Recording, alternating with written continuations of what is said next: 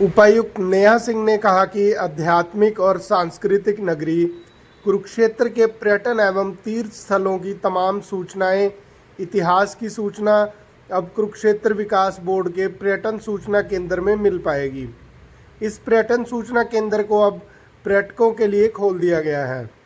अहम पहलू यह है कि मुख्यमंत्री नायब सिंह सैनी के आदेशानुसार आगामी 3 माह में सभी पर्यटन सूचना केंद्र शुरू कर दिए जाएंगे और ज्योतिसर गीता स्थली, बस स्टैंड और रेलवे स्टेशन पर भी पर्यटन सूचना केंद्र खोलने की योजना है। उपायुक्त नेहा सिंह सोमवार को अर्जुन चौक पर स्थित कुरुक्षेत्र विकास बोर्ड के पर्यटन सूचना केंद्र के उद्घाटन समारोह में बोल रही थी।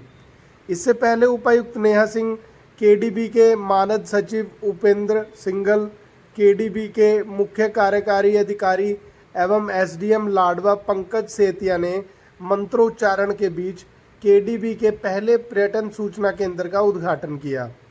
इसके उपरांत उपायुक्त नेहा सिंह ने सेल्फ हेल्प ग्रुप द्वारा पर्यटन सूचना केंद्र में बनाए गए हस्तशिल्पी कक्ष, कैफेटेरिया, डिजिटल डॉक्यूमेंट्री कक्ष, पर्यटन विश्राम केंद्र के साथ साथ अन्य कक्षों का भी अवलोकन किया। इस दौरान उपायुक्त नेहा सिंह ने केडीबी की तरफ से देश विदेश से आने वाले पर्यटकों के लिए एक विशेष बॉक्स में ब्रह्म सरोवर का जल, पवित्र गीता ग्रंथ, ज्योतिसर के वट वृक्ष का पत्ता और प्रसाद आदि शामिल है के वितरण की प्रक्रिया का आगाज किया। यह बॉक्स केडीबी की तरफ से महज 230 रुपये की दर से उपलब्ध करवाया जाएगा। कुरुक्षेत्र से ब्यूरो चीफ कुलभूषण शर्मा व वरिष्ठ संवाददाता दलबीर मलिक की रिपोर्ट।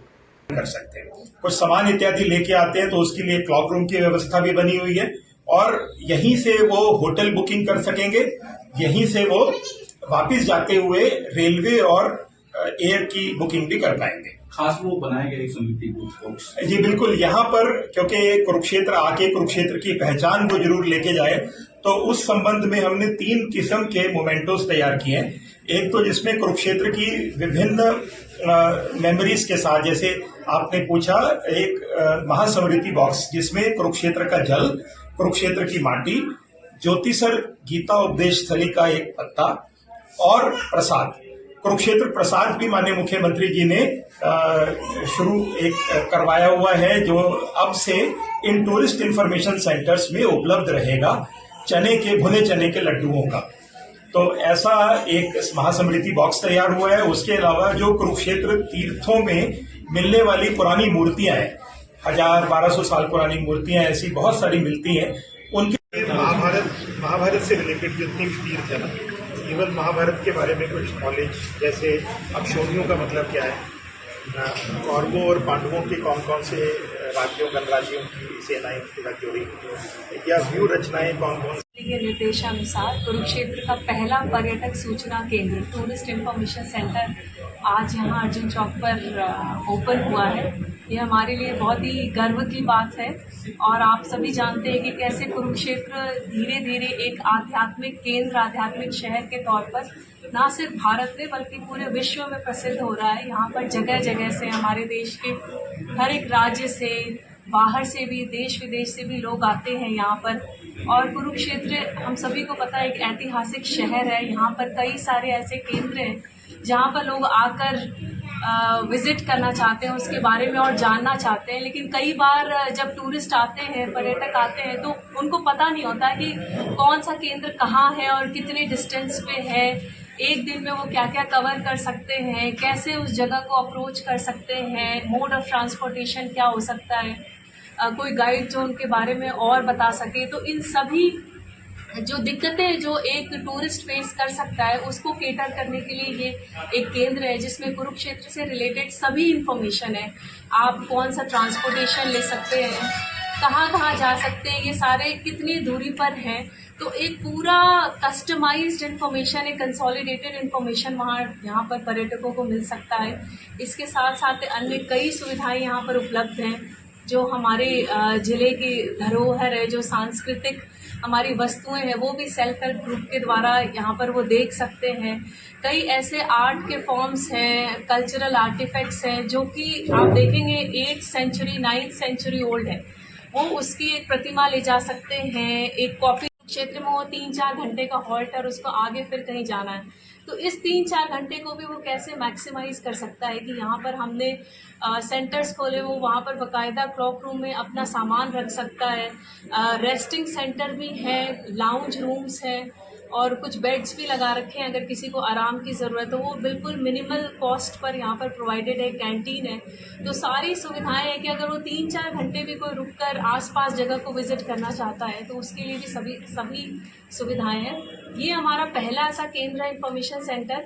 हमारा यही उद्देश्य है कि आने वाले दिनों में हम ऐसे और भी मल्टीपल इंफॉर्मेशन सेंटर्स खोलें, जैसे माननीय मुख्यमंत्री की अपेक्षा है कि बस स्टैंड पर, रेलवे स्टेशन पर, ज्योतिसर में, जहाँ जहाँ पे सबसे ज़्यादा आगमन है पर्यटकों का, वहाँ वहाँ हम उनको ये सारे इन्फॉर्मेशन, सारी फैसिलिटीज़ प्रोवाइड करेंगे, ताकि आने वाले दिनों में एक बहुत ही बड़ा केंद्र, एक टूरिज्म स्पॉट बनकर कुरुक्षेत्र उभरे। मैडम यहाँ पर जो भी एक बड़ा हुआ इंफॉर्मेशन बंद है, वो उसको भी शुरू किया जाए। सभी ये बस एक शुरुआत है। जितने इंफॉर्मेशन सेंटर है जो बंद हैं, जिन पे काम अभी बाकी है, वो आने वाले दिनों में हमारा टारगेट है कि आने वाले 3 महीनों में सभी इंफॉर्मेशन सेंटर्स फंक्शनल हो। यहाँ पे वो सामान भी मिलेंगे, जैसे वट वृक्ष है, ब्रह्म सरोवर का जल है, वो भी रखा गया है, ले सकते हैं, परचेज कर सकते हैं। वट वृक्ष का बाकायदा पत्ता रखा गया है क्योंकि उसकी उम्र अभी तक नहीं पता थी, और जैसे वट वृक्ष की माटी मिलेगी यहाँ पर चंदन के रूप में, वो भी रखा गया है। तो जब भी जैसे आप जानते हैं कि ज्योतिसर लोग जाते हैं वहाँ वट वृक्ष को देखते हैं, तो उसकी याद में हर कोई वहाँ से कोई ना कोई एक निशानी ले जाना चाहता है, इसीलिए हमने उसकी मिट्टी, ब्रह्म सरोवर का जल, वट वृक्ष का पत्ता, उसको सभी देंगे और आने वाले दिनों में इसकी सैपलिंग भी तैयार करेंगे, ताकि वो सैपलिंग ले जाकर अपने घर, अपनी जगह पे वो प्लांट कर सकते हैं और कुरुक्षेत्र की जो याद है, मेमोरी है, निशानी, वो हमेशा अपने साथ रख सकते हैं।